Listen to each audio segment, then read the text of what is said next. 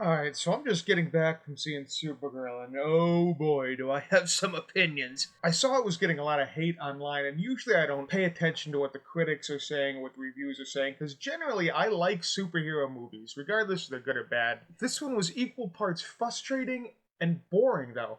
At some points, it doesn't follow its own continuity or logic, and then other parts, I was just falling asleep.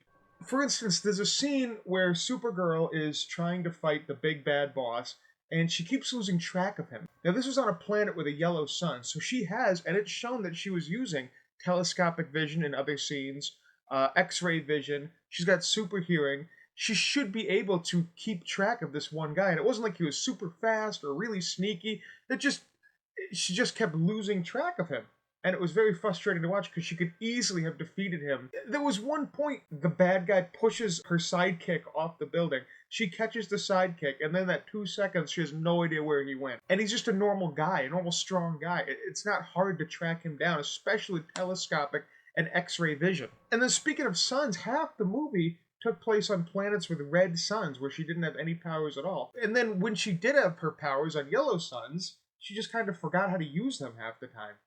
It was incredibly frustrating to watch. And not to get too much into spoilers, but on the last planet, the bad guys are on a planet with a green sun and a yellow sun. And they were like, oh yeah, we have this base so we can trap Supergirl and she won't be strong against us. But you have a yellow sun. It's not there all the time, but it's like half the day is going to be in a yellow sun. The main villain was boring as hell.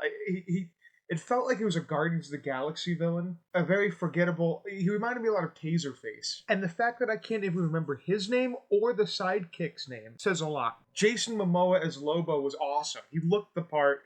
He was really cool. But unfortunately, I only got bits and pieces of Lobo from him.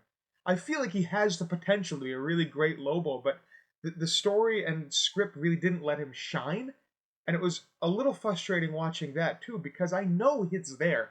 I know I can see a good Lobo performance out of him, but it was just really generic most of the time. Again, there were little snippets and little rays of sunshine that made you go, oh, I see Lobo in this now. The movie started off strong, and it felt a lot like True Grit.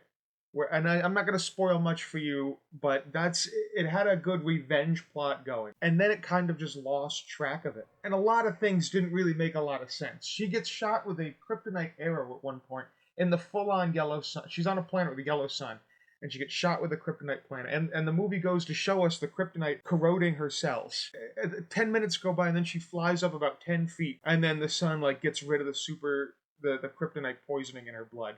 And it's like, what? There's one scene where she's in space next to a yellow sun, and she's getting blasted by these giant ship cannons full of energy, plasma energy, and she's just tanking them. She's not moving 1 inch. It's not pushing her back at all. And then in the same movie, it shows her underneath the yellow sun and her flinching and falling down because a chain with a bear trap at the end of it caught her leg and it pulled her aside. And it's like, why did the huge plasma cannons not even affect her at all? And this chain thing knocked her down like this. It shows her coming to Earth too, and when she came to Earth, she couldn't speak English at all. But then every planet in this movie not only speaks fluent English, most of the creatures speak fluent English. It's called common tongue in the movie, which implies that it is like a base language. But also, every song in every bar was English songs. One made sense because it was like her own cassette tape, because yes, it's a James Gunn movie, so the main character has to have a cassette tape and a Walkman. But every other bar had English songs. It was even an alien lady singing an English song in one of them, and it was so strange, and I didn't understand why. And another issue was Supergirl wants to keep her. There's a sidekick in the movie. She wants to keep her pure by having her not kill anybody. As soon as you start killing someone, it's very Batman-esque, where Batman doesn't want anybody to kill anybody. You can't take that life. But in the movie, the girl definitely killed someone. There's a part where Lobo tells the girl, oh, these spikes have poison in them that'll paralyze you and kill you. And then the girl slams a guard's head into it. It's gonna kill the guard 100%, but they treat it that never happened. All in all, I felt the movie was pretty weak. I'd probably give it a 4 out of 10. It wasn't great. Let me know if you guys saw the movie and what you thought of it. I'd love to hear your comments below.